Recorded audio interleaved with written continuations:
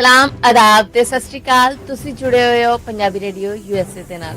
Punjabi radio USA ਦੇ national ਅਤੇ international radio networks ਦੇ ਨਾਲ ਸਾਡੇ ਸਭ ਡਿਜੀਟਲ ਪਲੇਟਫਾਰਮਸ ਜਿਵੇਂ YouTube, Facebook, Instagram ਅਤੇ TikTok ਤੇ ਸਭ ਵੇਖਣ ਅਤੇ ਸੁਣਨ ਵਾਲਿਆਂ ਨੂੰ ਅਪਡੇਟ ਪਾਕਿਸਤਾਨ ਚ ਜੀ ਆਇਆਂ ਨੂੰ ਆਖਦੇ ਹਾਂ। ਮੈਂ ਹਾਂ ਆਪ ਸਭ ਦੇ ਨਾਲ ਮੌਜੂਦ ਪਰਵੀਨ ਮਸੂਦ ਤੇ ਮੇਰੇ ਨਾਲ ਸਾਥ ਦੇਣ ਲਈ ਮੌਜੂਦ ਨੇ ਮਸੂਦ ਮੱਲੀ ਜੀ। ਮਸੂਦ ਜੀ ਆਇਆਂ ਨੂੰ। ਜੀ ਬਹੁਤ ਧੰਨਵਾਦ ਤੁਹਾਡਾ ਪ੍ਰਵੀਨ। ਮੇਰੇ ਵੱਲੋਂ ਸਭ ਸੁਣਨ ਵਾਲੇ ਸਰੋਤਿਆਂ ਨੂੰ, ਸਭ ਦੇਖਣ ਵਾਲੇ ਦਰਸ਼ਕਾਂ ਨੂੰ ਦੋਵੇਂ ਹੱਥ ਜੋੜ ਕੇ ਆਦਾਬ, ਸਲਾਮ ਔਰ ਸਤਿ ਸ਼੍ਰੀ ਅਕਾਲ ਹੈ ਜੀ ਆਇਆਂ ਨੂੰ ਕਹਿੰਦੇ ਆ। ਅੱਜ 17 ਅਕਤੂਬਰ ਸਾਲ 2025 ਦਾ ਦਿਨ ਅਮਰੀਕਾ 'ਚ ਡੁੱਬ ਗਿਆ ਔਰ ਪਾਕਿਸਤਾਨ 'ਚ 18 ਅਕਤੂਬਰ ਸਾਲ 2025 ਹੋ ਗਈ। ਇਸ 24 ਘੰਟੇ ਦੀਆਂ ਵੱਡੀਆਂ ਪਾਕਿਸਤਾਨੀ ਖਬਰਾਂ ਦੇ ਬੁਲਟਨ 'ਚ ਜਿਹੜਾ ਹਫ਼ਤੇ 'ਚ 5 ਦਿਨ ਮੰਡੇ ਟੂ ਫਰਾਈਡੇ ਅਸੀਂ ਤੁਹਾਡੇ ਲਈ ਲੈ ਕੇ ਆਉਂਦੇ ਆ।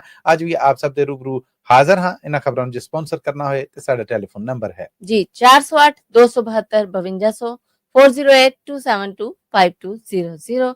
ਵਧਦੀਆਂ ਖਬਰਾਂ ਹਲੇ ਪਾਕਿਸਤਾਨ ਅਫਗਾਨ ਦੀ ਦੋਹਾ ਕਤਰ 'ਚ ਗੱਲਬਾਤ। ਦੋਵੇਂ ਮੁਲਕ ਗੱਲਬਾਤ ਮੁੱਕਣ ਤੱਕ ਜੰਗਬੰਦੀ ਤੇ ਰਾਜ਼ੀ। ਪ੍ਰਾਈਮ ਮਿਨਿਸਟਰ ਸ਼ਹਿਬਾਜ਼ ਸ਼ਰੀਫ ਅਤੇ ਖਾਜਾ ਆਸਿਫ ਹੋਰਾਂ ਨੇ ਵੀ ਇਸ ਬਾਰੇ ਬਿਆਨ ਦਿੱਤਾ ਹੈ। ਇਹ ਮਾਮਲਾਤ ਕਿੱਧਰ ਨੂੰ ਜਾ ਰਹੇ ਨੇ? ਅਸਲ ਦੇ ਵਿੱਚ ਜੀ ਮਾਮਲਾ ਜਾਣ ਤੇ ਹੁਣ ਗੱਲਬਾਤ ਵਾਲੇ ਪਾਸੇ ਡਿਆ ਔਰ ਰੱਬ ਕਰੇ ਕਿ ਗੱਲਬਾਤ ਦੇ ਨਾਲ ਮਾਮਲੇ ਨਿਬੜ ਜਾਣ, ਕਿਉਂਕਿ ਜੰਗਾਂ ਕਦੀ ਮਸਲਿਆਂ ਦਾ ਹੱਲ ਨਹੀਂ ਹੋਈਆਂ। ਪਾਕਿਸਤਾਨ ਨੂੰ ਅਫਗਾਨਿਸਤਾਨ ਤੋਂ ਜਿਹੜਾ ਮਸਲਾ ਹੈ ਉਹ ਸਿਰਫ ਇੱਕੋ ਹੀ ਹੈ ਕਿ ਅਫਗਾਨਿਸਤਾਨ ਵਾਲੇ ਪਾਸਿਓਂ ਪਾਕਿਸਤਾਨ 'ਚ ਹਮਲੇ ਹੁੰਦੇ ਨੇ, ਖੂਨ ਖਰਾਬੇ ਦੀਆਂ ਕਾਰਵਾਈਆਂ ਹੁੰਦੀਆਂ, ਸਿਕਿਉਰਿਟੀ ਫੋਰਸਿਸ ਨੇ ਜਿਹੜੇ ਉਹਨਾਂ ਨੂੰ ਨਿਸ਼ਾਨਾ ਬਣਾਇਆ ਜਾਂਦਾ ਹੈ। ਅਫਗਾਨਿਸਤਾਨ ਇਸ ਗੱਲ ਨੂੰ ਮੰਨਣ ਨਹੀਂ ਡਿਆ। ਹੁਣ ਇਹਦੇ ਤੇ ਦੋਵੇਂ ਧਿਰਾਂ ਨੇ ਜਿਹੜੀਆਂ ਉਹ ਕਤਰ ਦੋਹਾ ਦੇ ਵਿੱਚ ਬਹਿ ਗਈਆਂ ਔਰ ਕਤਰ ਨੇ ਆਫਰ ਵੀ ਕੀਤੀ ਹੈ ਕਿ ਜੇ ਤੁਸੀਂ ਚਾਹੁੰਦੇ ਜੇ ਤੇ ਤੁਹਾਡੀ ਪਰਿਆ ਮੈਂ ਕਰਾ ਦਿੰਦਾ, ਮੈਂ ਪੰਚਾਇਤੀ ਬਣ ਜਾਣਾ, ਮੈਂ ਤੁਹਾਡੇ ਦੋਵਾਂ ਦੇ ਮਸਲੇ ਨੂੰ ਜਿਹੜੇ ਸੁਣ ਵੀ ਲੈਣਾ, ਨਿਬੇੜ ਵੀ ਲੈਣਾ। ਪਰ ਇਸ ਵੇਲੇ ਸੁਣਿਆ ਆ ਕਿ ਦੋਵੇਂ ਪਾਰਟੀਆਂ ਦੂ ਬਦੂ ਯਾਨੀ ਆਮਣੇ ਸਾਹਮਣੇ ਆਪਸ 'ਚ ਹੀ ਗੱਲਬਾਤ ਕਰਨ ਦੀਆਂ, ਕੋਈ ਤੀਜਾ ਫਰੀਕ ਹੈ ਜਿਹੜਾ ਉਹ ਨਹੀਂ ਹੈ। ਇਹ ਤੈਅ ਹੋਇਆ ਹੈ ਕਿ ਜਦੋਂ ਤੱਕ ਇਹ ਗੱਲਬਾਤ ਚੱਲ ਰਹੀ ਹੈ, ਪਹਿਲਾਂ ਤੇ ਦੋਵੇਂ ਮੁਲਕਾਂ ਨੇ ਆਖਿਆ ਸੀਗਾ ਉਹਨੇ ਕਿਹਾ ਤੇ ਉਹ ਕਹਿਣ ਡਿਆ ਉਹਨੇ ਕਿਹਾ। ਹੁਣ ਦੋਵੇਂ ਮੁਲਕ ਇਸ ਗੱਲ ਤੇ ਐਗਰੀ ਹੋ ਗਏ ਨੇ ਕਿ ਗੱਲਬਾਤ ਦਾ ਇਹ ਦੌਰ ਜਿਹੜਾ ਸ਼ੁਰੂ ਹੋਇਆ ਹੈ, ਜਦੋਂ ਤੱਕ ਇਹ ਸਿਰੇ ਨਹੀਂ ਲੱਗਦਾ ਉਦੋਂ ਤੱਕ ਜੰਗਬੰਦੀ ਰਹੇਗੀ। 48 ਘੰਟਿਆਂ ਵਾਲੀ ਮੁੱਦਤ ਹੈ ਜਿਹੜੀ ਉਹਦੇ 'ਚ ਵਾਧਾ ਹੋ ਗਿਆ। ਠੀਕ ਹੈ, ਗੱਲਬਾਤ ਸਿਰੇ ਚੜ੍ਹਦੀ ਹੈ, ਕੀ ਮੰਨੀ ਜਾਂਦੀ ਹੈ, ਕੀ ਮਨਾਈ ਜਾਂਦੀ ਹੈ, ਇਹ ਤੇ ਆਉਣ ਵਾਲਾ ਵਕਤ ਦੱਸੇਗਾ। ਇਧਰ ਪਾਕਿਸਤਾਨੀ ਪ੍ਰਾਈਮ ਮਿਨਿਸਟਰ ਦਾ ਇਹ ਆਖਣਾ ਹੈ, ਜਿਹੜਾ ਤੁਸੀਂ ਬਿਆਨ ਆਖਿਆ, ਉਹਨਾਂ ਨੇ ਆਖਿਆ ਕਿ ਜੀ ਸਾਨੂੰ ਸਖਤ ਚਿੰਤਾ ਹੈ ਕਿ ਪਾਕਿਸਤਾਨ 'ਚ ਖੂਨ ਖਰਾਬੇ ਦੀਆਂ ਜਿੰਨੀਆਂ ਕਾਰਵਾਈਆਂ ਹੋਣ ਡੀਆਂ, ਪਾਕਿਸਤਾਨ 'ਚ ਜਿੰਨੇ ਹਮਲੇ ਹੋਣ ਡੇ ਨੇ, ਉਹਦਾ ਹਿੱਸਾ ਅਫਗਾਨ ਸ਼ਹਿਰੀ ਨੇ। ਨਾਲ ਹੀ ਪਾਕਿਸਤਾਨੀ ਡਿਫੈਂਸ ਮਿਨਿਸਟਰ ਖਾਜਾ ਆਸਫ ਹੋਣੇ ਨੇ ਜਿਹੜੇ, ਉਹਨਾਂ ਦਾ ਵੀ ਬਿਆਨ ਹੈ। ਉਹਨਾਂ ਨੇ ਜਿਹੜਾ ਬਿਆਨ ਦਿੱਤਾ ਬੜਾ ਤੱਤਾ ਹੈ। ਉਹਨਾਂ ਆਖਿਆ ਕਿ ਜੀ ਹੁਣ ਪਾਕਿਸਤਾਨ 'ਚ ਕੋਈ ਵੀ ਹਮਲਾ ਹੋਇਆ ਅਫਗਾਨਿਸਤਾਨ ਵਾਲੇ ਪਾਸਿਓਂ, ਯਾਦ ਰੱਖੋ ਅਸੀਂ ਸਿਰਫ ਤੁਹਾਡੇ ਐਂਬੈਸਡਰ ਨੂੰ ਸੱਦ ਕੇ ਤੇ ਆਪਣਾ ਇhtਜਾਜ ਦਾ ਰੁਕਾ ਜਿਹੜਾ ਉਹ ਨਹੀਂ ਦੇਣਾ। ਯਾਦ ਰੱਖੋ ਕਿ ਹੁਣ ਤੁਹਾਨੂੰ ਅਸੀਂ ਇਹ ਨਹੀਂ ਕਹਾਂਗੇ ਕਿ ਤੁਹਾਡੇ ਵਾਲੇ ਪਾਸਿਓਂ ਹਮਲੇ ਹੋਣ ਡੇ ਨੇ, ਇਹਨਾਂ ਨੂੰ ਡੱਕੋ। ਯਾਦ ਰੱਖੋ ਕਿ ਹੁਣ ਅਸੀਂ ਰੋਲਾ ਨਹੀਂ ਪਾਵਾਂਗੇ ਤੇ ਦੁਨੀਆ ਨੂੰ ਨਹੀਂ ਕਹਾਂਗੇ ਕਿ ਯਾਰ ਆ ਵੇਖੋ ਕੀ ਕਰਨ ਡੇ ਨੇ। ਹੁਣ ਯਾਦ ਰੱਖਿਆ ਜਾਏ ਕਿ ਪਾਕਿਸਤਾਨ 'ਚ ਜਦੋਂ ਵੀ ਅਤਗਰਦੀ ਹੋਏਗੀ, ਅਫਗਾਨਿਸਤਾਨ ਨੂੰ ਉਹਦਾ ਮੁੱਲ ਤਾਰਨਾ ਪਵੇਗਾ। ਬਹੁਤ ਸਖਤ ਬਿਆਨ ਹੈ ਜਿਹੜਾ ਉਹ ਖਾਜਾ ਆਸਫ ਹੋਣਾ ਨੇ ਦਿੱਤਾ। ਸੋ ਇਸ ਬਿਆਨ ਤੋਂ ਹੁਣ ਸਾਫ਼ ਜ਼ਾਹਰ ਹੋ ਗਿਆ ਕਿ ਪਾਕਿਸਤਾਨ ਹੁਣ ਗੱਲਬਾਤ ਦੇ ਵਿੱਚ ਆਪਣੀਆਂ ਮੰਗਾਂ ਧਰੇਗਾ। ਜੇ ਅਫਗਾਨਿਸਤਾਨ ਮੰਨ ਲੈਂਦਾ ਤਾਂ ਠੀਕ ਹੈ, ਨਹੀਂ ਤਾਂ ਖਾਜਾ ਆਸਫ ਹੋਣਾ ਦੇ ਇਸ ਬਿਆਨ ਦੀ ਇਹੋ ਹੀ ਇੱਕ ਆਖਰੀ ਨੁਕਤਾ ਆ ਕਿ ਜੀ ਮੈਨੂੰ ਨਹੀਂ ਲੱਗਦਾ ਕਿ ਇੱਕ ਜੰਗਬੰਦੀ ਹੈ ਜਿਹੜੀ ਇਹ ਲੰਮੀ ਹੋਵੇ। ਕੱਲ ਵੀ ਅਸੀਂ ਦੱਸਿਆ ਸੀਗਾ ਕਿ ਉਹਨਾਂ ਨੇ ਆਖਿਆ ਕਿ ਮੈਨੂੰ ਇਹ ਜੰਗਬੰਦੀ ਹੈ ਜਿਹੜੀ ਇਹ ਲੰਮੀ ਚੱਲਦੀ ਨਹੀਂ। ਹੁਣ ਵੀ ਉਹਨਾਂ ਨੇ ਇਹ ਜਿਹੜਾ ਬਿਆਨ ਦੱਸ ਦਿੱਤਾ ਹੈ। ਪਾਕਿਸਤਾਨੀ ਡਿਫੈਂਸ ਮਿਨਿਸਟਰ ਦੇ ਇਸ ਬਿਆਨ ਤੋਂ ਇਹ ਅੰਦਾਜ਼ਾ ਲਾਉਣਾ ਹੁਣ ਔਖਾ ਨਹੀਂ ਹੈ। ਹੁਣ ਤੇ ਗੱਲ ਸਾਫ਼ ਆ ਗਈ ਹੈ ਕਿ ਪਾਕਿਸਤਾਨ ਨੇ ਇਹ ਤੈਅ ਕਰ ਲਿਆ ਕਿ ਅਫਗਾਨਿਸਤਾਨ ਵਾਲੇ ਪਾਸਿਓਂ ਹਮਲੇ, ਅਤਗਰਦੀ, ਖੂਨ ਖਰਾਬਾ ਸਾਨੂੰ ਨਹੀਂ ਭੁਗਦਾ। ਉਹ ਜਦੋਂ ਹੋਏਗਾ ਤਾਂ ਫਿਰ ਜਿਸ ਹੱਦ ਤੱਕ ਵੀ ਜਾਣਾ ਪਿਆ ਜਾਵਾਂਗੇ। ਜੀ ਪਾਕਿਸਤਾਨ ਕਿਉਂਕਿ ਪਹਿਲੇ ਮੰਨਣ ਨਹੀਂ ਡਿਆ ਸੀ ਕਿ ਅਫਗਾਨਿਸਤਾਨ ਕੋਲ ਪਾਕਿਸਤਾਨੀ ਸ਼ਹਿਰੀ ਕੈਦੀ ਜਾਂ ਕੋਈ ਉਹਨਾਂ ਦੀਆਂ ਲਾਸ਼ਾਂ ਨੇ, ਪਰ ਹੁਣ ਅਫਗਾਨਿਸਤਾਨ ਨੇ 7 ਲਾਸ਼ਾਂ ਮੋੜੀਆਂ ਨੇ। ਇਹ ਕੀ ਮਾਮਲਾ ਹੈ? ਮਾਮਲਾ ਇਹ ਹੈ ਕਿ ਦੋਵੇਂ ਮੁਲਕਾਂ ਵਿਚਕਾਰ ਦੂਸਰੀਆਂ ਝੜਪਾਂ ਜਦੋਂ ਸ਼ੁਰੂ ਹੋਈਆਂ ਨੇ ਤੇ ਇਹ ਚਮਨ ਬਾਰਡਰ ਆ, ਜਿਹੜਾ ਬਾਰਡਰ ਦੇ ਉੱਤੇ ਫੋਰਸਿਸ ਵੀ ਲੜ ਪਈਆਂ ਆਪਸ ਵਿੱਚ। ਹੁਣ ਚਮਨ ਬਾਰਡਰ ਉਹ ਆ ਕਿ ਉਤੋਂ ਅਫਗਾਨਿਸਤਾਨ ਵਾਲੇ ਪਾਸਿਓਂ ਈਰਾਨ ਆਉਣ ਜਾਣ ਵਾਲੇ ਪਾਸੇ ਹੁਣ ਪਾਕਿਸਤਾਨ ਵੀਜ਼ਾ ਪਾਬੰਦੀ ਜਿਹੜੀ ਕਰਨ ਡਿਆ, ਇਹ ਬਿਲਕੁਲ ਸਰਹੱਦਾਂ ਨਾਲ ਨੇ। ਲੋਕ ਸਵੇਰੇ ਕੰਮ ਤੇ ਜਾਂਦੇ ਨੇ, ਪਰਲੇ ਪਾਸੇ ਦੀਆਂ ਵਰਕਸ਼ਾਪਾਂ 'ਚ ਕੰਮ ਮੁਕਾਉਂਦੇ ਨੇ, ਸ਼ਾਮ ਨੂੰ ਪਾਕਿਸਤਾਨ ਵਾਪਸ ਮੁੜ ਆਉਂਦੇ ਨੇ ਜਾਂ ਹਫ਼ਤੇ ਬਾਅਦ ਆ ਜਾਂਦੇ ਨੇ। ਸੇਮ ਇਸੇ ਤਰ੍ਹਾਂ ਕਹਿੰਦੇ ਕਿ ਲੜਾਈ ਜਦੋਂ ਸ਼ੁਰੂ ਹੋਈ ਤੇ ਮਾਰਟਰ ਗੋਲਾ ਵੱਜਣ ਦੇ ਨਾਲ 4 ਪਾਕਿਸਤਾਨੀ ਫੌਜੀ ਨੇ ਜਿਹੜੇ ਮਰੇ, ਪਰ ਲਾਸ਼ਾਂ ਅਫਗਾਨਿਸਤਾਨ ਵਾਲੇ ਪਾਸੇ ਸਨ।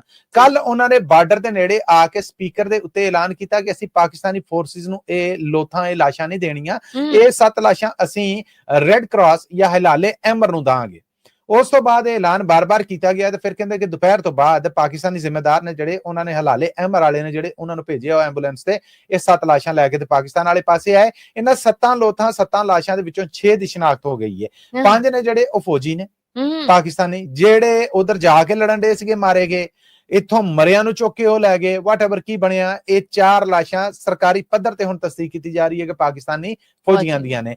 2 ਲੋਕ ਨੇ ਜਿਹੜੇ ਉਹ ਬਲੋਚਿਸਤਾਨ ਦੇ ਚਮਨ ਦੇ ਮੁਕਾਮੀ ਲੋਕ ਸਨ, ਜਿਹੜੇ ਉਧਰ ਜਾ ਕੇ ਕੰਮ ਕਰਦੇ ਸਨ, ਹਫ਼ਤੇ ਬਾਅਦ ਜਾਂ ਰੋਜ਼ ਜਾਂ ਜਿੱਦਾਂ ਵੀ ਉਹ ਵਾਪਸ ਆ ਜਾਂਦੇ ਸਨ। ਇਹ ਜਦੋਂ ਹਮਲਾ ਹੋਇਆ ਤੇ ਕਹਿੰਦੇ ਨੇ ਕਿ ਇਹ ਮਾਰਟਰ ਗੋਲਾ ਹੈ ਜਿਹੜਾ, ਇਹ ਪਾਟਾ ਤੇ ਉਹਦੇ ਨਾਲ ਇਹ ਦੋਵੇਂ ਮਰ ਗਏ। ਇੱਕ ਲਾਸ਼ ਹੈ ਜਿਹੜੀ, ਇੱਕ ਲੋਥ ਹੈ ਜਿਹੜੀ, ਉਹਦੀ ਹਜੇ ਤੱਕ ਤਸਦੀਕ ਨਹੀਂ ਪ੍ਰਵੀਨ ਹੋ ਰਹੀ ਕਿ ਇਹ ਪਾਕਿਸਤਾਨੀ ਆ, ਇਹ ਅਫਗਾਨੀ ਹੈ। ਜੇ ਪਾਕਿਸਤਾਨੀ ਹੈ ਤੇ ਕੌਣ ਆ? ਸਿਰ 'ਚ ਗੋਲੀ ਵੱਜੀ ਔਰ ਥਾਂ ਹੀ ਉਹਦੀ ਮੌਤ ਹੋ ਗਈ ਸੀਗੀ। ਉਹ ਡੈਡ ਬੋਡੀ ਵੀ ਪਾਕਿਸਤਾਨ ਨੂੰ ਦਿੱਤੀ ਗਈ ਹੈ। ਹੁਣ ਅਫਗਾਨਿਸਤਾਨ ਕੋਲ ਕਿਹੜਾ ਕੁਲੀਆ ਸੀਗਾ, ਕਿਹੜਾ ਸਿਸਟਮ ਸੀਗਾ ਕਿ ਉਹਨਾਂ ਨੇ ਆਖਿਆ ਬੰਦਾ ਸਾਡਾ ਨਹੀਂ, ਔਰ ਪਾਕਿਸਤਾਨ ਕੋਲ ਕਿਹੜਾ ਕਮਜ਼ੋਰ ਸਿਸਟਮ ਹੈ ਜਿਹੜਾ ਹਜੇ ਹੀ ਤਸਦੀਕ ਨਹੀਂ ਕਰ ਸਕ ਰਿਹਾ ਕਿ ਇੱਕ ਲਾਸ਼ ਹੈ ਜਿਹੜੀ ਇਹ ਕਿਹੜੇ ਪਾਕਿਸਤਾਨੀ ਦੀ ਹੈ, ਕੌਣ ਆ, ਕਿੱਥੋਂ ਦਾ ਵਾਸੀ ਹੈ। ਸੋ ਇਹ ਮਾਮਲਾ ਜਿਹੜਾ ਇਹ ਬਣਿਆ ਆ, ਇਹ ਉਧਰਲੇ ਪਾਸਿਓਂ ਲਾਸ਼ਾਂ ਨੇ ਜਿਹੜੀਆਂ ਉਹ ਆਈਆਂ ਨੇ। ਜੇ ਲਾਸ਼ਾਂ ਆਈਆਂ ਨੇ ਤੇ ਅਫਗਾਨਿਸਤਾਨ 'ਚ ਸੋਸ਼ਲ ਮੀਡੀਆ ਤੇ ਜਿਹੜੇ ਪਾਕਿਸਤਾਨੀ ਫੌਜੀਆਂ ਨੂੰ ਕੈਦੀ ਬਣਾਉਣ ਦੇ ਮਾਮਲੇ ਚੱਲਣ ਡੇ ਨੇ, ਹੋ ਸਕਦਾ ਉਹ ਵੀ ਹਕੀਕਤ ਹੋਣ। ਇਧਰ ਪਾਕਿਸਤਾਨ ਵਾਲੇ ਪਾਸਿਓਂ ਤੇ ਇਹੋ ਜਿਹਾ ਕੋਈ ਮਾਮਲਾ ਨਹੀਂ ਆ ਰਿਹਾ। ਜੇ ਹੈ ਨੇ ਤੇ ਕੇਸ ਤੱਕ ਖਤਰਨਾਕ ਨੇ। ਪਾਕਿਸਤਾਨੀ ਸਰਕਾਰ ਨੇ ਹਜੇ ਤੱਕ ਸਰਕਾਰੀ ਸਟੇਟਮੈਂਟ ਦਿੱਤੀ ਨਹੀਂ ਤੇ ਅਫਗਾਨ ਮੀਡੀਆ ਜਿਹੜਾ ਇਹ ਚਰਚਾ ਕਰ ਰਿਹਾ ਇਹੋ ਜਿਹੀਆਂ ਸੋਸ਼ਲ ਮੀਡੀਆ ਵੀਡੀਓਜ਼ ਰਾਹੀਂ, ਉਹਦੇ ਤੇ BBC ਨੇ ਫੈਕਟ ਚੈੱਕ ਕਿਹਾ ਕਿ ਇਹਦੇ 'ਚ ਕੋਈ ਹਕੀਕਤ ਨਹੀਂ ਗੀ ਹੈ। ਜੀ ਮਸੂਦ, ਇਹ ਤੇ ਗੱਲ ਹੈ ਵੇ, ਪਰ ਸਾਹਮਣੇ ਇੱਕ ਹੋਰ ਗੱਲ ਵੀ ਸਾਹਮਣੇ ਆ ਰਹੀ ਹੈ ਜੀ। ਅਫਗਾਨ ਮੁਹਾਜਰਾਂ ਤੇ ਸ਼ਹਿਰੀਆਂ ਨੂੰ ਪਾਕਿਸਤਾਨ ਚੋਂ ਹੁਣ ਧੱਕੇ ਨਾਲ ਕੱਢਿਆ ਜਾ ਰਿਹਾ ਹੈ ਤੇ ਇਹ ਵੀ ਸੁਣਿਆ ਕਿ ਜੀ ਕਰਾਚੀ 'ਚ 40 ਸਾਲ ਪੁਰਾਣੀ ਅਫਗਾਨੀ ਬਸਤੀ ਜਿਹੜੀ ਉਹ ਢਾ ਦਿੱਤੀ ਗਈ। ਜੀ ਬਿਲਕੁਲ, 40 ਵਰੇ ਤੱਕ, 4 ਦਹਾਕੜਿਆਂ ਤੱਕ ਇਹ ਉਹ ਅਫਗਾਨ ਬਸਤੀ ਸੀ ਜਿੱਥੇ ਅਫਗਾਨ ਮੁਹਾਜਰ ਆ ਕੇ ਠਹਿਰੇ। ਇੱਥੋਂ ਉੱਠ ਕੇ ਉਹਨਾਂ ਨੇ ਫਿਰ ਕੰਮਕਾਰ ਸ਼ੁਰੂ ਕੀਤੇ, ਫਿਰ ਜਾਲੀ ਪਾਕਿਸਤਾਨੀ ਸ਼ਨਾਖਤੀ ਕਾਰਡ ਬਣੇ, ਜਾਲੀ ਪਾਕਿਸਤਾਨੀ ਪਾਸਪੋਰਟ ਬਣੇ, ਫਿਰ ਪਾਕਿਸਤਾਨ 'ਚ ਤਗੜੇ ਬਿਜ਼ਨਸ ਹੋਏ। ਪ੍ਰਵੀਨ, ਤੁਹਾਨੂੰ ਪਤਾ ਕਿ ਲਾਹੌਰ ਸ਼ਹਿਰ ਦੇ ਵਿੱਚ ਵਪਾਰਕ ਲਿਸਟ ਵੇਖੀਏ ਤੇ ਉਹਦੇ 'ਚ ਸਭ ਤੋਂ ਵੱਡਾ ਵਪਾਰੀ ਹੈ ਜਿਹੜਾ ਲਾਹੌਰ ਸ਼ਹਿਰ, ਜਿਹੜੀ ਪੰਜਾਬ ਦੀ ਰਾਜਧਾਨੀ ਹੈ, ਉਹ ਕੌਣ? ਅਫਗਾਨੀ ਹੋਣਗੇ। ਰੱਬ ਤੁਹਾਡਾ ਭਲਾ ਕਰੇ। ਕੋਈ ਪੰਜਾਬੀ ਨਹੀਂ ਲਾਹੌਰ ਦਾ ਸਭ ਤੋਂ ਵੱਡਾ ਵਪਾਰੀ, ਪਠਾਨ ਨੇ, ਅਫਗਾਨੀ ਨੇ। ਸੋ ਇਹ ਇਹਨਾਂ ਕੈਂਪਾਂ ਤੋਂ ਉੱਠ ਕੇ ਕੰਮ ਗਾਂ ਵਧਿਆ ਔਰ ਇਹ ਸਖਤ ਖਰਾਬ ਹੋਇਆ ਕਿ ਅੱਜ ਉਹਨਾਂ ਕੋਲ ਸ਼ਨਾਖਤੀ ਕਾਰਡ ਤੇ ਪਾਸਪੋਰਟ ਪਾਕਿਸਤਾਨੀ ਨੇ, ਪਰ ਖਜਾਸ ਵਾਲੀ ਗੱਲ, ਉਹ ਪਾਕਿਸਤਾਨ ਜ਼ਿੰਦਾਬਾਦ ਦਾ ਨਾਰਾ ਨਹੀਂ ਲਾਉਂਦੇ। ਰਹਿੰਦੇ ਇੱਥੇ ਨੇ, ਖਾਂਦੇ ਇੱਥੇ ਨੇ, ਕਸ਼ੀਦ ਇੱਥੋਂ ਕੀਤਾ, ਪਰ ਵਫਾਦਾਰੀ ਇਸ ਧਰਤੀ ਵਾਸਤੇ ਨਹੀਂ। ਹੁਣ ਇਹ ਫੈਸਲਾ ਕੀਤਾ ਗਿਆ ਕਿ ਜੀ ਇਹਨਾਂ ਨਾਲ ਹੋਰ ਰਿਆਇਤ ਹੈ ਜਿਹੜੀ ਨਹੀਂ ਵਰਤੀ ਜਾਏਗੀ।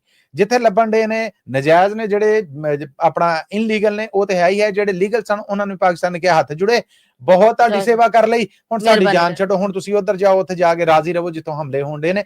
ਤੇ ਹੁਣ ਗ੍ਰਿਫਤਾਰੀਆਂ ਜਿਹੜੀਆਂ ਉਹ ਸ਼ੁਰੂ ਹੋ ਗਈਆਂ, ਧੱਕੇ ਦੇ ਨਾਲ ਇਹਨਾਂ ਨੂੰ ਬਾਰਡਰੋਂ ਪਾਰ ਕਰਾਇਆ ਜਾ ਰਿਹਾ ਔਰ ਪਾਕਿਸਤਾਨ ਤੋਂ ਇਹਨਾਂ ਦਾ ਸਫਾਇਆ ਕਰਨ ਦਾ ਸਰਕਾਰੀ ਪੱਧਰ ਤੇ ਫੈਸਲਾ ਹੋ ਚੁੱਕਿਆ ਔਰ ਪਾਕਿਸਤਾਨੀ ਪ੍ਰਾਈਮ ਮਿਨਿਸਟਰ ਦਾ ਵੀ ਬਿਆਨ ਮੌਜੂਦ ਆ। ਉਹਨਾਂ ਆਖਿਆ ਜੀ ਸਾਨੂੰ ਹੋਰ ਅਫਗਾਨੀ ਨਹੀਂ ਪੁੱਗਦੇ।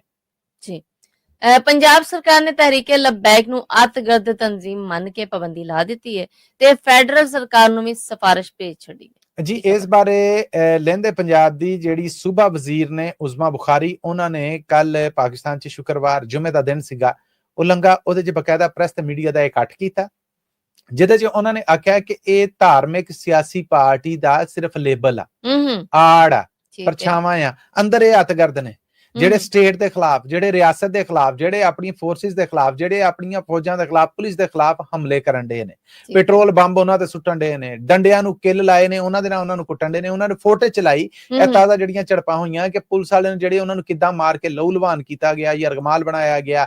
ਉਹਨਾਂ ਆਖਿਆ ਕਿ ਇਹ ਸਿਆਸੀ ਪਾਰਟੀਆਂ ਦਾ ਸ਼ੇਵਾ ਨਹੀਂ ਹੈ, ਨਾ ਇਦਾਂ ਹਮਲਾ ਹੁੰਦਾ ਤੇ ਨਾ ਕਿਸੇ ਹੋਰ ਸਿਆਸੀ ਪਾਰਟੀ ਦਾ ਮਾਜ਼ੀ ਗਵਾਹ ਹੈ। ਸਿਆਸੀ ਕੈਦੀ ਪਾਕਿਸਤਾਨ 'ਚ ਹੋਏ, ਸਿਆਸੀ ਕੈਦਾਂ ਸੋਬਤਾਂ ਭੁਗਤੀਆਂ, ਸਿਆਸੀ ਕੈਦੀ ਹੋ ਕੇ ਪੁਲਿਸ ਦੀਆਂ ਮਾਰਾਂ ਖਾਧੀਆਂ, ਪਰ ਪੁਲਿਸ ਨੂੰ ਅੱਗੋਂ ਏਦਾਂ ਟੱਕਰ ਜਿਹੜੀ ਹੈ ਉਹ ਕਿਸੇ ਸਿਆਸੀ ਪਾਰਟੀ ਨੇ ਦਿੱਤੀ। ਇਸ ਕਰਕੇ ਪੰਜਾਬ ਸਰਕਾਰ ਨੇ ਫੈਸਲਾ ਕੀਤਾ ਹੈ ਕਿ ਅਸੀਂ ਇਸ ਤਨਜ਼ੀਮ ਨੂੰ ਅੱਤਗਰਦ ਤਨਜ਼ੀਮ ਡਿਕਲੇਅਰ ਕਰਕੇ ਇਹਦੇ ਤੇ ਪਾਬੰਦੀ ਲਾ ਰਹੇ ਹਾਂ। ਇਹਦਾ ਪੰਜਾਬ ਭਰ ਦੇ ਵਿੱਚ ਹੁਣ ਤਹਿਰੀਕੇ ਲਬੈਕ ਪਾਕਿਸਤਾਨ ਤੇ ਪਾਬੰਦੀ ਲਾ ਦਿੱਤੀ ਗਈ ਹੈ ਔਰ ਨਾਲ ਹੀ ਪਾਕਿਸਤਾਨ ਦੀ ਫੈਡਰਲ ਸਰਕਾਰ ਨੂੰ ਚਿੱਠੀ ਭੇਜ ਦਿੱਤੀ ਗਈ ਹੈ ਕਿ ਜੀ ਇਹਨੂੰ ਮੁਲਕ ਭਰ ਦੇ ਵਿੱਚ ਬੈਨ ਕੀਤਾ ਜਾਏ। ਔਰ ਜੇ ਪਾਕਿਸਤਾਨ ਦੀ ਫੈਡਰਲ ਸਰਕਾਰ ਇਹ ਬੈਨ ਕਰ ਦਿੰਦੀ ਹੈ ਤੇ ਫਿਰ ਸਮਝੋ ਕਿ ਤਹਿਰੀਕੇ ਲਬੈਕ ਦਾ ਇੱਥੇ ਹੀ ਸਫਾਇਆ ਹੋ ਗਿਆ ਕਾਨੂੰਨੀ ਤੌਰ ਤੇ ਪਾਕਿਸਤਾਨ ਭਰ ਦੇ ਹਰ ਸੂਬੇ, ਹਰ ਖਿੱਤੇ ਦੇ ਵਿੱਚੋਂ। ਜੀ, ਪੰਜਾਬ ਦੀ ਗੱਲ ਕਰਦੇ ਪਏ ਤੇ ਮਸੂਦ, ਪੰਜਾਬ ਭਰ ਦੀਆਂ ਜੇਲ੍ਹਾਂ 'ਚ ਕੈਦੀਆਂ ਦੀ ਗੁੰਜਾਇਸ਼ ਹੁੰਦੀ ਹੈ ਜੀ 38,000, ਪਰ ਉਹਨਾਂ 'ਚ ਭਰੇ ਗਏ ਨੇ 70,000। ਕਹਿੰਦੇ ਨੇ ਕਿ ਅੰਨੇਵਾਹ ਇਹ ਵਾਅਦਾ ਜਿਹੜਾ 2024 ਤੋਂ ਬਾਅਦ ਦਾ ਆ। ਅਸਲ ਦੇ ਵਿੱਚ ਪਹਿਲੀ ਗੱਲ ਤੇ ਇਹ ਕਿ ਪੰਜਾਬ 'ਚ, ਲਹਿੰਦੇ ਪੰਜਾਬ 'ਚ ਕੁੱਲ ਜੇਲ੍ਹਾਂ ਨੇ ਪ੍ਰਵੀਨ 45। ਇਹਨਾਂ 45 ਜੇਲ੍ਹਾਂ ਦੇ ਵਿੱਚ ਕੈਦੀਆਂ ਦੀ ਜਿਹੜੀ ਕੁੱਲ ਗੁੰਜਾਇਸ਼ ਹੈ ਉਹ ਆ 38,000 ਔਰ ਇਹ ਜਦੋਂ ਦੀਆਂ ਬਣੀਆਂ ਇਹ ਉਦੋਂ ਦੀ ਹੈ। ਉਸ ਤੋਂ ਬਾਅਦ ਨਾ ਨਵੀਂ ਜੇਲ੍ਹ ਬਣੀ, ਨਾ ਜੇਲ੍ਹਾਂ ਨੂੰ ਅਪਗ੍ਰੇਡ ਕੀਤਾ ਗਿਆ, ਨਾ ਆਬਾਦੀ ਵਧੀ, ਜੁਰਮ ਵਧਿਆ।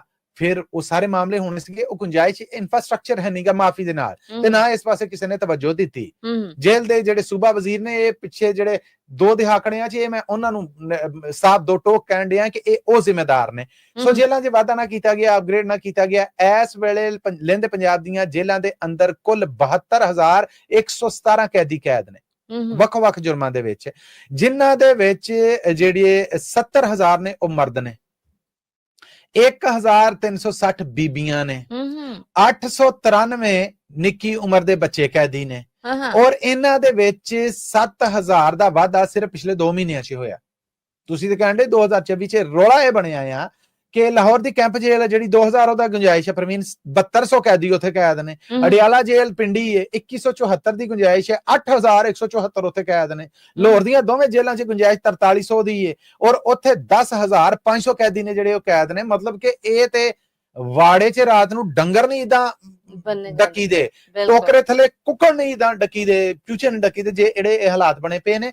ਰੋਲਾ ਕਹਿੰਦੇ ਇਹ ਬਣਿਆ ਕਿ 2024 ਚ ਪੰਜਾਬ ਸਰਕਾਰ ਨੇ ਡਰੱਗਸ ਦੇ ਬਾਰੇ ਕਾਨੂੰਨ ਨੇ ਜਿਹੜੇ ਉਹਨਾਂ 'ਚ ਬਦਲਾਅ ਕੀਤਾ, ਜਿਹਦੇ ਕਾਰਨ ਇਹ ਜੇਲ੍ਹਾਂ ਨੇ ਜਿਹੜੀਆਂ ਇਹ ਭਰੀਆਂ ਨੇ, ਔਰ ਇਹਨਾਂ ਦੇ ਅੰਦਰ ਲਗਾਤਾਰ ਜਿਹੜਾ ਵਾਧਾ ਹੋ ਰਿਹਾ। ਹੁਣ ਡਰੱਗ ਵੇਚਣ ਵਾਲਾ ਬਾਕੀ ਕਾਨੂੰਨ ਨੇ ਜਿਹੜੇ ਉਹ ਸਖਤ ਕੀਤੇ ਕਿ ਡਰੱਗਸ ਪਾਕ ਜਿਹੜਾ ਉਹ ਪੰਜਾਬ ਕਰਨਾ, ਪਰ ਕਿੱਥੇ ਇੱਥੇ ਤੁਹਾਨੂੰ ਹੁਣ ਤੇ ਕਹਿੰਦੇ ਨੇ ਕਿ ਅਲੀਟ ਕਲਾਸ ਕਮਿਊਨਿਟੀ ਹੈ ਜਿਹੜੀ ਉਹ ਅਲੀਟ ਕਲਾਸ ਕਿਸਮ ਦੇ ਨਸ਼ੇ ਕਰ ਰਹੀ ਹੈ, ਆਈਸ ਔਰ ਉਰਾਪਰਾ, ਤੇ ਜਿਹੜੇ ਮਾੜੇ ਭੰਗ ਤੇ ਉਰਾਪਰਾ, ਐਫੀਮ, ਚਰਸ, ਇਹ ਤੇ ਮਾੜੇ ਗਰੀਬ ਨਸ਼ੇ ਨੇ ਜਿਹੜੇ ਉਹ ਗਰਦਾਨੇ ਜਾ ਰਹੇ ਨੇ।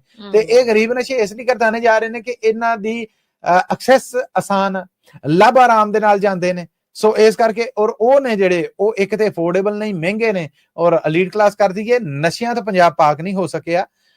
ਕਾਨੂੰਨ ਜ਼ਰੂਰ ਸਖਤ ਕਰ ਦਿੱਤਾ ਗਿਆ, ਉਸ ਕਾਨੂੰਨ ਦੇ ਨਾਲ ਜੇਲਾਂ ਭਰ ਗਈਆਂ। ਨਾ ਵੇਚਣ ਵਾਲੇ ਘਟੇ ਨੇ, ਨਾ ਖਰੀਦਣ ਵਾਲੇ ਘਟੇ ਨੇ, ਨਾ ਨਸ਼ਾ ਕਰਨ ਵਾਲੇ ਘਟੇ ਨੇ, ਨਾ ਨਸ਼ਿਆਂ ਦੇ ਨਾਲ ਮਰਨ ਵਾਲੇ ਘਟੇ ਨੇ।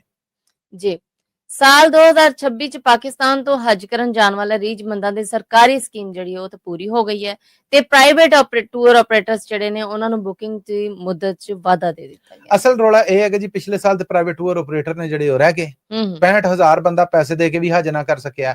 ਐਰ ਕੀ ਪਾਕਿਸਤਾਨ ਚ ਸਰਕਾਰ ਨੇ ਸਰਕਾਰੀ ਸਕੀਮ ਹੈ ਜਿਹੜੀ ਉਹ ਪੂਰੀ ਕਰ ਲਈ, ਉਹਦੇ ਜੇ ਵਾਧਾ ਕਰਕੇ 2 ਕਿਸ਼ਤਾਂ ਚ ਉਹਨਾਂ ਕੰਮ ਨਿਬੇੜਤਾ। ਹੁਣ 15 ਅਕਤੂਬਰ ਤੱਕ ਦਾ ਜਿਹੜਾ ਉਹ ਟਾਈਮ ਸੀਗਾ ਪ੍ਰਾਈਵੇਟ ਹਜ ਟੂਰ ਆਪਰੇਟਰਾਂ ਵਾਸਤੇ ਕਿ ਇਹ ਬੁਕਿੰਗ ਕਰਨ। ਉਹਨਾਂ ਦਾ ਹੁਣ ਕੰਮ ਚੱਲਣ ਡਿਆ ਸੀਗਾ। ਉਹਨਾਂ ਆਖਿਆ ਸਾਨੂੰ ਪਿਛਲੇ ਸਾਲ ਵੀ ਧੱਕਾ ਲੱਗਾ, ਕਾਰੋਬਾਰ ਵੀ ਸਾਡੇ ਤਬਾਹ ਹੋਏ, ਮੁਹਲਤ ਦਵੋ ਥੋੜੀ ਜੀ। ਉਹਨਾਂ ਨੇ ਐਲਾਨ ਕਰਤਾ ਕਿ ਮੁਹਲਤ ਸਰਕਾਰ ਨੇ ਦੇ ਦਿੱਤੀ। ਸਰਕਾਰ ਵੱਲੋਂ ਐਲਾਨ ਨਹੀਂ ਸੀ ਹੋਇਆ। ਲੋਕੀ ਹੁਣ ਪਿਛਲੇ ਸਾਲ ਦਾ ਦੁੱਧ ਦਾ ਸੜਿਆ ਲੱਸੀ ਨੂੰ ਵੀ ਫੂਕਾ ਮਾਰ-ਮਾਰ ਪੀਂਦਾ ਆ ਕਿ ਪਹਿਲਾਂ ਪੈਸੇ ਵੀ ਦਿੱਤੇ, ਹਜ ਤੇ ਵੀ ਨਾ ਜਾ ਸਕੇ, ਐਰਕੀ ਵੀ ਨਾ ਹੋਣ। ਫਿਰ ਹੁਣ ਸਰਕਾਰੀ ਤੌਰ ਤੇ ਐਲਾਨ ਕੀਤਾ ਗਿਆ ਹੈ ਕਿ ਇਹ ਸਕੀਮ ਹੈ ਜਿਹੜੀ ਇਹਨੂੰ ਵਧਾ ਕੇ ਪ੍ਰਾਈਵੇਟ ਹਜ ਟੂਰ ਆਪਰੇਟਰ ਨੇ ਜਿਹੜੇ ਇਹ 22 ਅਕਤੂਬਰ ਤੱਕ ਬੁਕਿੰਗ ਹੈ ਜਿਹੜੀ ਉਹ ਕਰ ਸਕਦੇ ਨੇ। ਯਾਨੀ ਜਿਨ੍ਹਾਂ ਨੇ ਪ੍ਰਾਈਵੇਟ ਹਜ ਟੂਰ ਆਪਰੇਟਰਾਂ ਰਾਹੀਂ ਰੱਬ ਦੇ ਘਰ ਦੇ ਦੀਦ ਦਰਸ਼ਨ ਨਜ਼ਾਰੇ ਮੱਥਾ ਟੇਕਣ ਜਾਣਾ ਆ, ਜਿਨ੍ਹਾਂ ਨੇ ਹਜ ਕਰਨਾ ਆ, ਉਹ 22 ਅਕਤੂਬਰ ਤੱਕ ਰਜਿਸਟ੍ਰੇਸ਼ਨ ਕਰਾ ਸਕਦੇ ਜੀ। ਇਹਦੇ ਨਾਲ ਹੀ ਮਸੂਦ ਅਸੀਂ ਆਪਣੇ ਸਰੋਤਿਆਂ ਕੋਲ ਲੈਣੀ ਇਜਾਜ਼ਤ, ਪਰ ਜਾਣ ਤੋਂ ਪਹਿਲੇ ਉਹੀ ਇੱਕ ਗੱਲ ਜਿਹੜੀ ਅਸੀਂ ਹਰ ਵਾਰ ਕਰੀ ਤੇ ਹੁੰਦੀ ਹੈ। ਇਹ ਖਬਰਾਂ ਤੁਹਾਡੇ ਵਾਸਤੇ ਪੰਜਾਬੀ ਰੇਡੀਓ ਯੂਐਸਏ ਦੇ ਨੈਸ਼ਨਲ ਔਰ ਇੰਟਰਨੈਸ਼ਨਲ ਰੇਡੀਓ ਨੈਟਵਰਕ ਦੇ ਨਾਲ ਸਾਡੇ digital platforms Punjabi radio USA ਦੇ ਫੇਸਬੁੱਕ, YouTube, ਟਿਕਟੌਕ, ਇੰਸਟਾਗ੍ਰਾਮ ਤੇ ਵੀ ਪੇਸ਼ ਕੀਤੀਆਂ ਜਾਂਦੀਆਂ। ਹਫਤੇ 'ਚ 5 ਦਿਨ ਇਹ ਖਬਰਾਂ ਲੈ ਕੇ ਆਉਂਦੇ ਅਸੀਂ ਜੀ ਤੁਹਾਡੇ ਵਾਸਤੇ, ਜਿਹੜੀਆਂ ਪਾਕਿਸਤਾਨ ਦੇ ਨਾਲ ਜੁੜੀਆਂ ਪਿਛਲੀਆਂ 24 ਘੰਟੇ ਦੀਆਂ ਵੱਡੀਆਂ ਖਬਰਾਂ ਹੁੰਦੀਆਂ ਨੇ।